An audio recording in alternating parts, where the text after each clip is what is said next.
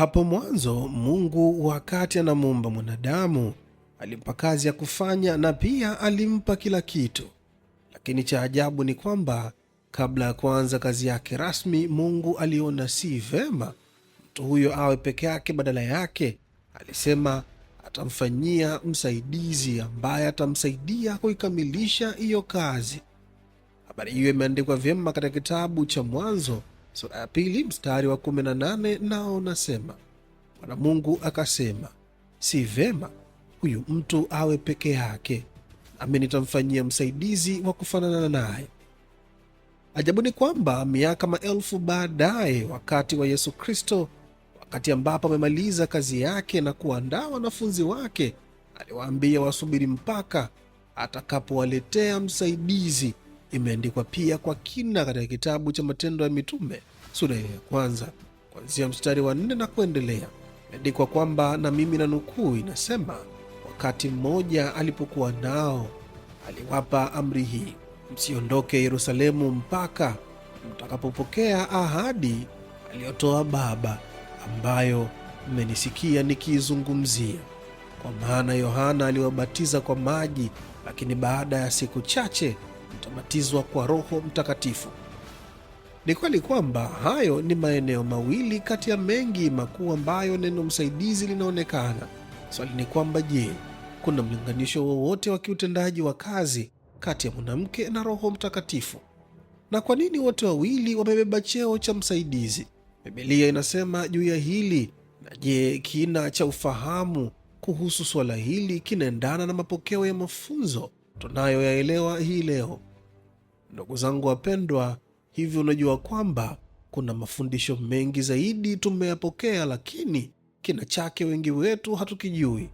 Nina uhakika mpaka mwisho wa somo hii siku ya leo utaelewa kwa kina kuhusu mwanamke, na kama wewe ni mwanamke unasikiliza hii, basi utajitambua zaidi na uache kujichukulia kwa kawaida. Ndugu zangu wapendwa, neno msaidizi asili yake ni kutoka katika neno kutoka kwenye lugha ya Kiebrania linalofahamika kama eza.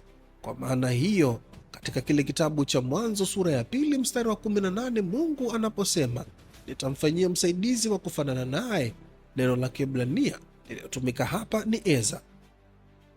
Katika maisha ya sasa na mapokeo ya sasa, neno au cheo msaidizi inaonekana kama ni mtu wa chini, mtu asiye na uwezo ama msaidizi mdogo. Lakini katika Biblia neno eza ni neno la kiwango cha juu sana na la kijeshi na la kiroho. Kweli ni kwamba neno eza linaonekana katika Biblia mara 21 katika Agano la Kale lote.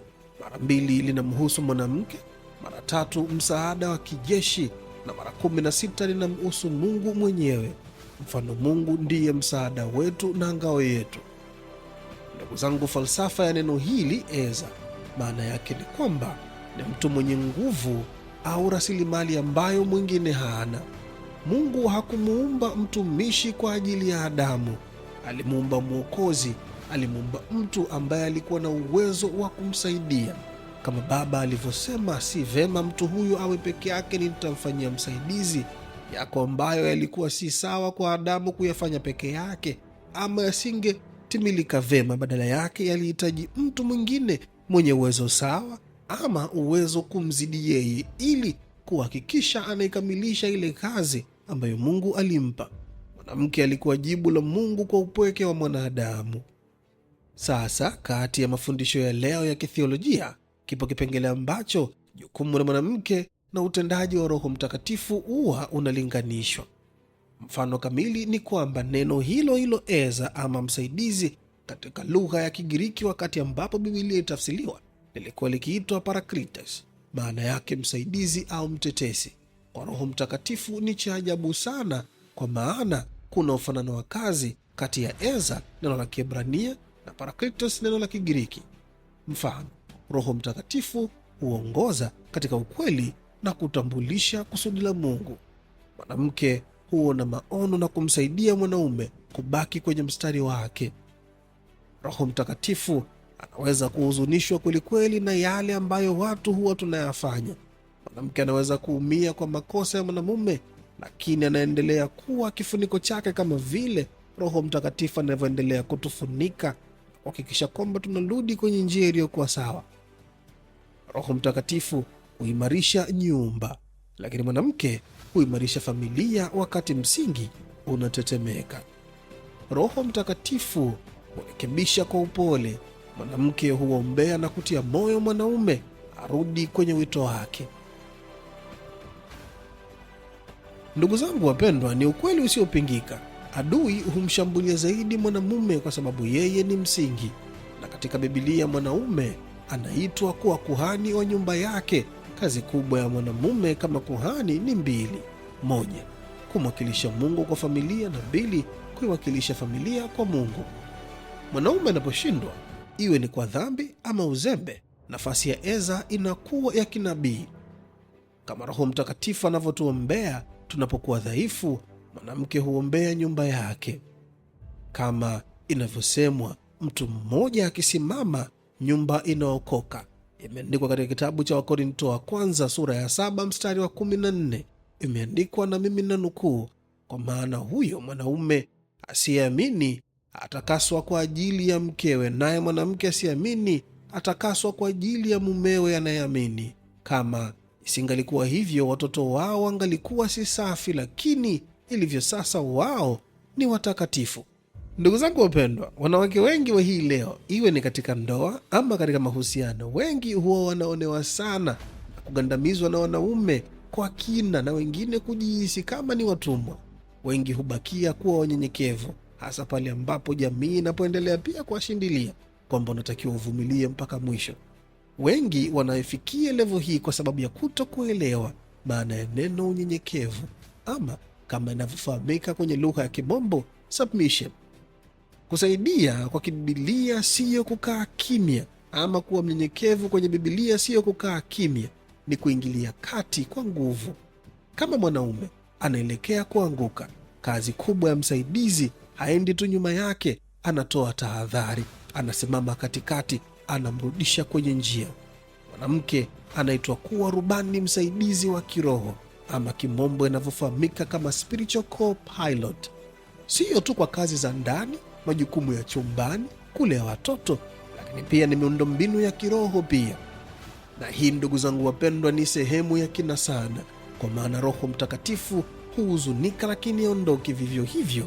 Wanawake wengi hujikuta beba maumivu makali, lakini anaendelea kuwa na nguzo, anaendelea kubakia kuwa kama nguzo ya nyumba. Wapendwa, hii ni sehemu ya kina sana, na ninaomba uifikirie kwa makini zaidi.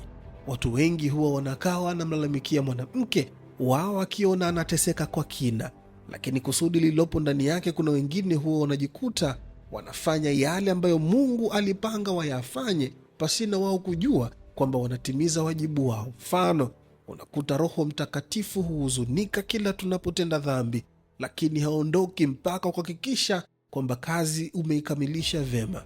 Vivyo hivyo, unakuta maeneo mengi zaidi, licha ya mateso na mahangaiko, mwanamke huyabeba maumivu, lakini anaendelea kuwa nguzo ya familia. Sasa nataka utafakari kwa kina. Nguvu ya mwanamke inaonekana zaidi wakati ambapo mambo hayaendi vizuri, wakati mwanaume yuko dhaifu. Anakuwa kama kikosi maalum, special forces cha Mungu, kuhakikisha kusudi la familia haliharibiki. Hii ni mifano michache tu kutoka kwenye Biblia kwa namna ambavyo mwanamke alisimama vema kwenye nafasi yake kama msaidizi na kuhakikisha anayefanya vema kazi hiyo. Mfano wa kwanza unapatikana kwenye kitabu cha Samueli wa kwanza sura ile 25. Hapa upo mfano wa Abigaili na Nabali. Nabali alikuwa mjinga na alihatalisha familia yake. Abigaili alichokifanya, hakusubiria ruhusa kutoka kwa mumewe, lakini aliokoa nyumba yake. Alichokifanya, alifanya haraka, alitumia hekima, alitoa neno la kinabii, na matokeo yake aliokoa familia nzima. Huyo ni Eza, anayefanya kazi kama mpatanishi, ama kwa lugha ya Kimombo mediator. Sehemu ya pili ni katika habari ya Esther. Katika kitabu cha Esther, mfalme alikuwa kipofu wa kiroho, alikuwa karibu kuliharibu na kuua taifa zima. Alichokifanya Esther, alifunga na kuomba, alitumia hekima, alisubiri muda sahihi. Matokeo yake taifa liliokolewa. Huyo ni Eza aliyefanya kazi kama mkombozi ama deliverer. Kwa mara ya tatu, sehemu ya tatu, hii ndiyo sehemu ngumu zaidi. Mwanamke ni kama ukuta wa msaada ama buttress wa jengo. Mwanaume akitetemeka, mwanamume akitetereka. Mwanamke hubeba uzito, huombea, hudumisha nyumba. Sasa kwa nini adui mshambulie sana mwanamke? Kwa sababu akichanganyikiwa mwanamke anakuwa na uchungu. Akiwa na uchungu anaacha kuombea. Akiacha kuombea, nyumba haina ulinzi. Nguzo 4 kubwa za msingi zaidi unazopaswa kuzielewa wewe kama mwanamke ni ziko 4. Moja ni utambulisho, macho; maombezi, sauti; utakatifu, uwepo; kutia moyo, nguvu. Ya kwanza, kuona hatari mapema. Ya pili, kuzungumza na Mungu kwanza. 3, kudumisha hali ya kiroho ndani ya nyumba. Na 4, kumkumbusha mwanaume wito wake. Tusichanganye maana ya neno submission, na mimi nakuacha na hii hapa. Hii iendelee kuwa fundisho kwako wewe na uielewe kwa kina maana ya kusubmit kwa mumeo ni nini. Maana halisi siyo kuwa chini ya mtu, chini ya kitu. Hapana, ni kupangwa chini ya kusudi ambalo Mungu ameliweka kwa mwanamume.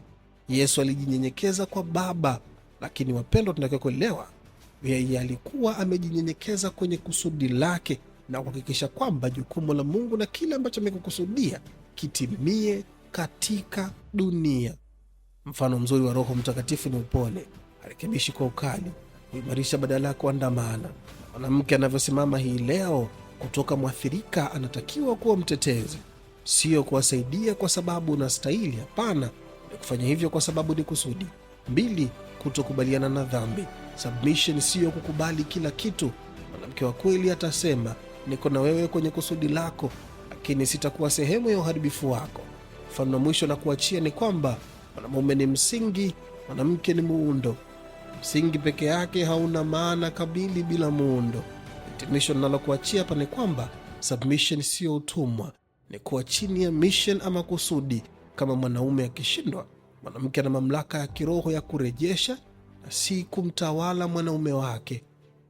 Mungu akubariki sana. Natumai umejifunza kitu, hasa kwenye kipengele cha kuwa submissive. Una submit kwenye mission iliyo ndani yake kumsaidia aikamilishe kazi yake, kama vile Mungu alivyosema sio vema awe peke yake, atamfanyia msaidizi wa kuikamilisha kazi iliyoiweka katika maisha yake. Jukumu lako ni kuhakikisha kazi yake inakamilika, iwe kwenye familia, kwenye biashara na kwenye kila eneo.